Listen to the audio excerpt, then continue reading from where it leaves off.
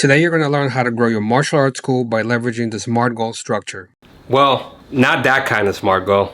No, but like, how is it that some major corporations constantly succeed while others are just left on the sidelines? What is the secret sauce? Is it the access to information these companies have? Or perhaps the education they received? I would say that's a hard no, and that's good news for you. You don't need a team of experts to access information. You don't need to come from a wealthy family, be super smart to go to an Ivy League, or go to business school. Because today I'm going to teach you everything you need to learn about a SMART goal, this powerful tool that I benefited from firsthand.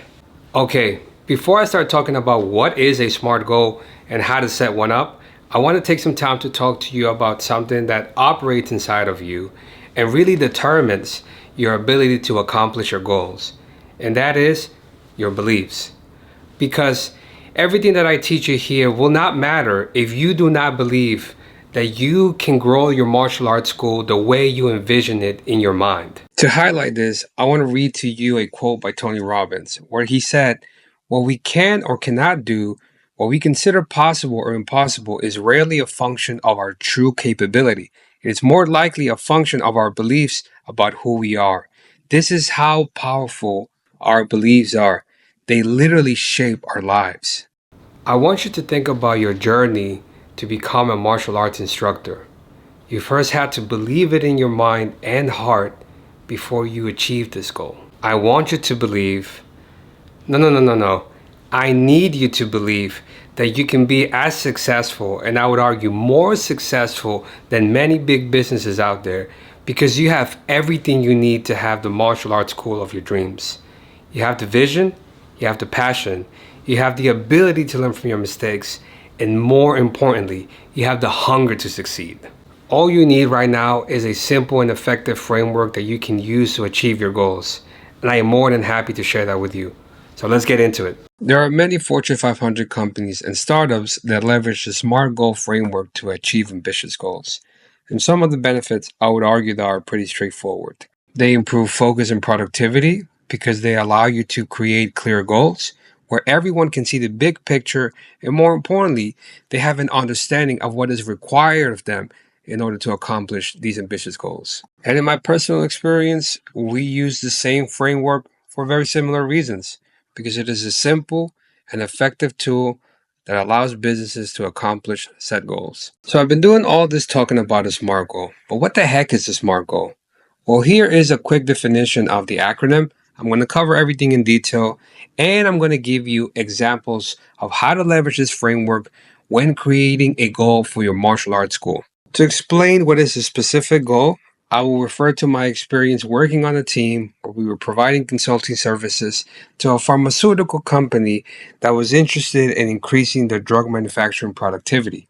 And we used the SMART goal framework in order to further identify by what percentage they wanted to increase their productivity and compared to what quarter. Now, when it comes to creating measurable goals, I'm going to share with you how I use the SMART goal framework when it came to running a PFT. For those that don't know, it's a personal fitness test, and I was running this PFT 3 months before getting out. So I wanted to go out with a bang. Before this, the fastest I ever ran was a 21 minutes, 3 miles. And at the time I was running 23 minutes, 3 miles. So what I did was I took a look at when I was supposed to run this PFT, which was set in September. And then I worked my way back to where I was right now. And basically I established checkpoints. So I set up a checkpoint around July and making sure that I was running 3 miles in 21 minutes. Then I set up another checkpoint, and by August, I set it where I was running 3 miles in 19 minutes. And I wanted to do this because I wanted to make sure that a month before the actual PFT, the personal fitness test, I was ready to go. And when it came to September, I was able to hit that goal of running 3 miles in 19 minutes. The goal is normally 18 minutes if you want to get a perfect score. That was not realistic for me, so I went for 19 minutes, and I was happy to use this framework in order to achieve that goal. So to share with you what is an achievable goal, I'm going to share with you how I use the SMART goal framework when I was in college. So let's talk about my first assignment that I took in economics, which at the time was one of my favorite classes. And I took the test. I was excited. I prepared a lot, at least I thought I did. And by the time I got my test back, I had a C minus. That was humbling to say the least, but honestly, I was not surprised. I think that by the time I have taken the test, and given the fact that I had a 5-year break being in the Marine Corps, realistically, I have taken a break from being a student for about 7 years, give or take. So for me, it was not surprising that academically, that was where I was at. And even though it hurt me, I had to be realistic and I had to look at the situation. And instead of aiming for an A in the next assignment, I actually aimed for a B, B plus, even B minus. I was happy with that because I felt like that was more achievable, right? Instead of putting the pressure on myself to go for an A, and then I don't get that A, and that only demotivates me more, right? And to be honest, it's not realistic going from a C minus to an A within the next assignment. So I hope that helped you. Now, to cover a relevant goal, I want to share with you a time in my life where I actually set up a very irrelevant goal for my mental health and how my therapist helped me choose something that was more appropriate, more relevant with my situation at hand, right? So let's go back to 2020, just about that time frame, 2020, 2021. But I think I shared this with you before, but if not, I'll share it with you right now. I had anger issues for a very long time. Honestly, since I was a kid. There's a lot of reasons for that, right? So I have a better understanding of that. And where I was in my life, I guess in 2021 was at a point where I was tired of getting angry and hurting people, hurting myself. And I was tired of that. I didn't want that because it was toxic, it was hurtful, and I dealt a lot with regret. And I was just tired of that. I didn't want that anymore. So I was trying to figure out how to deal with anger issues. My goal at the time was to handle anger issues better, right? Handle getting angry better, if that makes any sense. And my solution was, which at the time I think was pretty dumb, was not to get angry or to avoid the people that got me angry. And that didn't work because I would end up coming to therapy and I was ready to blow up, and makes sense because I was suppressing those feelings. And by the time I went to the therapist, I was letting her have it. And, she picked up on this and she dug deep, and helped me understand why this was happening, why I was so agitated every time I went to therapy. And I told her that I was trying to deal with my anger issues, and my approach was not to get angry. And, the one thing I learned from her is that we have to make space for all of our emotions, right? The good, bad, and ugly in between. And she said the reason why that's important is because if you don't make space for emotions, if you don't deal with them, they're going to deal with you. And that's what was happening to me. So what she did was instead gave me frameworks, right? And told me that it was okay to get angry. And when I get angry, to feel that emotion. But it was more about what I did after I got angry, right? Like, how did I treat myself when I was angry? How did I treat others when I was angry? And she gave me mental frameworks and really, ways of approaching things where I can set my boundaries, I can address a situation, I can talk to people respectfully, address the source of whatever is making me angry without being disrespectful. So that was a much better relevant goal, right, to dealing with my anger issues than not getting angry. Now, to discuss a time-sensitive goal, once again, I'm going to share with you how I used this framework while I was in the Marine Corps and I decided to run my first half marathon. So what I did was I picked the half marathon that was happening the soonest from the time that I was thinking about it, and that was in January. And that was really helpful because having a specific date by which I needed to be ready to run a half marathon really helped me to plan the training, to know what to prioritize. As you can see at the time, I needed to increase the volume of miles that I was running. So by having an exact date, I knew that I had to run 6 miles by February, 12 miles by March, and for me, I decided to set the goal of being able to run 14 miles by April. So I knew that if I was able to run 14 miles, I will have no problem running the half marathon, which is 13.2 miles. So once again, the framework here was really helpful for me. Okay, so I took some time to explain to you what is the SMART goal framework and how I use it to accomplish goals that I had in the Marine Corps while going to school, in my mental health, and even while I was working in consulting. But now I'm going to share with you how you can use the SMART Goal framework in order to grow your school. If you told me you want to grow your martial arts school, my first question to you would be, by how much? If you said by 50%, I would say, okay, by when? If you said December, I would say to you, compared to what? And this is where the 50% growth year over year comes from. You may be familiar with this term, but if you're not, let's take a look what I mean by year over year growth. Okay, so if you and I were having this conversation in January of 2024, and we talked about 50% year over year growth, and you told me that you want to achieve this goal by December 31st of 2024, then what that means is that we would look at how many students did you have December 31st, 2023. And if the number was 200 and we're aiming for 50% growth, that means that by December 31st, 2024, we are aiming to grow to 300 students. I hope this makes sense. Okay, so looking at the same goal of trying to grow your martial arts school to 300 students by December 31st, how do we make sure that it is measurable? More specifically, how do we make sure that our progress towards this goal is measurable?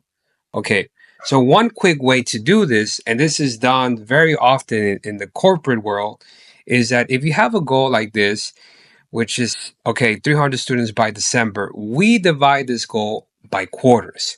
So quarters means every 3 months. So if we are in January, that means that by March, we want to make sure that we are hitting 225.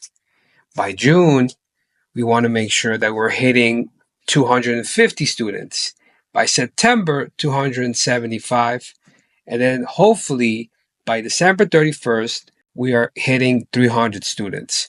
So these are the ways that we measure progress or the lack of, and if there is any iterations that we need to do, by having these milestones, we are able to have them as checkpoints and be able to make changes very quickly rather than figuring that we are way off the grid by December 31st.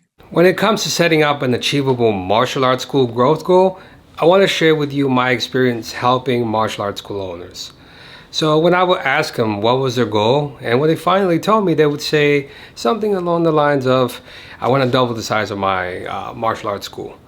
And to some extent that is achievable and it makes sense, right? If you have 20 students, 30 students, doubling to 60, it's doable. You could work with that. But when you have 200 to 300 students, that's a different story, right? You're talking about going from 300 to 600. That's a little bit more difficult. So what I would say to those folks is, okay, let's think about what are your resources. Like, let's take a look at your time constraints. Let's take a look at your knowledge. Let's look at your budget. All these things play a key factor in your ability to accomplish a goal, right? So what I would say to you is you want to take stock of your resources, your abilities, what you can actually do, and make sure that you operate within your means, right? So that you can set up a realistic goal, a goal that is achievable when you're trying to grow your school.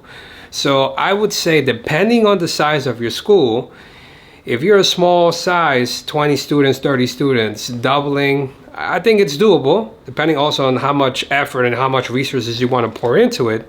But if you are on the bigger side, you want to set something more realistic. So anywhere from 30% growth to 50% growth, and 50, in my opinion, is on the aggressive side, but it can be achievable. So that is an example of an achievable martial arts school growth goal. And how to do that, it is by looking and operating within your means. Now, let's talk about setting up a relevant martial arts school growth goal. And guys, I need you to pay attention to this because this is really, really important. Once again, I'm going to leverage my experience helping out martial arts school owners in the past. And let's go and talk about, again, this goal of doubling the school size within a year. When folks will tell me that, I will ask them, okay, what are you doing about it in order to achieve this goal? And a lot of times what I heard is, we're running ads on Facebook, we're running ads on Instagram, which makes sense, right? If you really want to grow your school, you create an ad and you ask people to join you. Now, hear me out. This is where I would say that is not the best approach. That is not the most efficient approach if you're trying to grow your martial arts school, right? Because you creating a post and asking a complete stranger that knows nothing about you, that knows you from a fly on the wall, chances are they're going to say no. Because running an ad and asking someone to join you is the equivalent of you going outside and asking a complete stranger to marry you. The chances are they're going to say no is pretty high. And why? Because they don't have a relationship with you. So instead, a better approach would be to leverage consumer psychology to systematically win their hearts and minds. And how do you do that? You do that by constantly providing value to your future martial arts school students.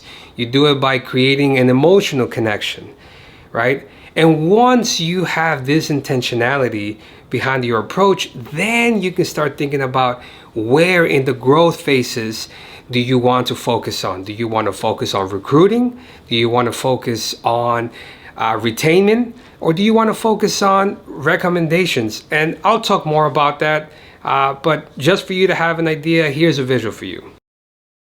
Finally, let's cover a time-sensitive martial arts school growth goal, right? So if you tell me you want to grow your martial arts school by 50% this year, my next question is, okay, when this year? If you tell me December, then I'm going to tell you, okay, what date in December? If you say December 31st, now we're going somewhere. And this is why coming up with a specific date for your goal is really important. It's time to bring it all together now.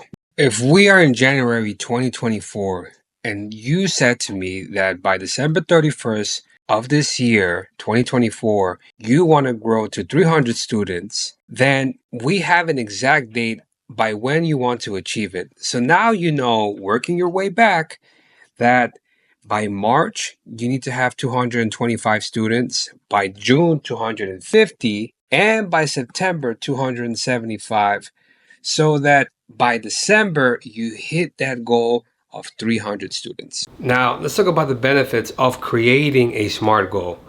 One of the first things that I would say is intentionality. It helps you be intentional about the goal that you want and your approach for obtaining that goal. You can see intentionality in making sure that your goal is specific, that your goal is measurable, that is actionable, that is relevant to what you want, and that is time sensitive. All these things, this framework really makes sure that you are very intentional about the goal that you want and how you go about it. And I think that's pretty powerful, because one thing I've learned in my short 39 years in this planet is that nothing ever falls on your lap. At least not for me. Nothing that I ever wanted ever fell on my lap. And this framework has really helped me to go after really ambitious goals and systematically approaching them. And this is a perfect segue for the second benefit of leveraging the SMART goal structure. Because it's systematic, in my opinion, it eliminates confusion, it reduces overthinking. You're not guessing what you're going to do.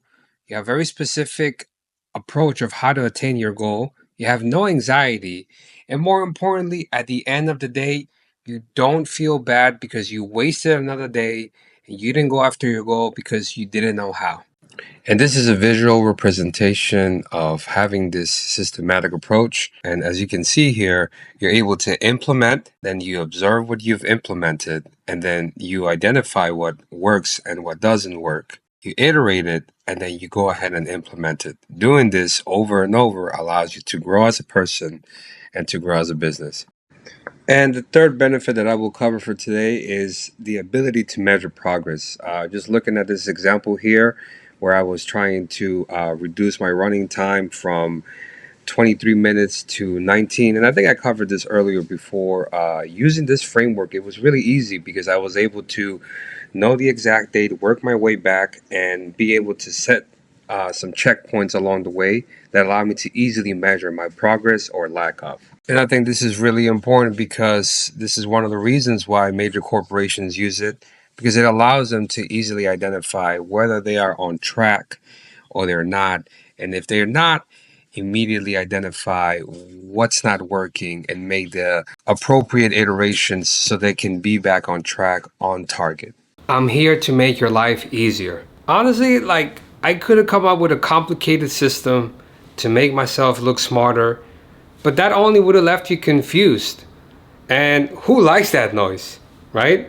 So that is why I decided to use a simple system that I personally know to be really effective. Look, I'm a person that came from a hood in Brooklyn, New York.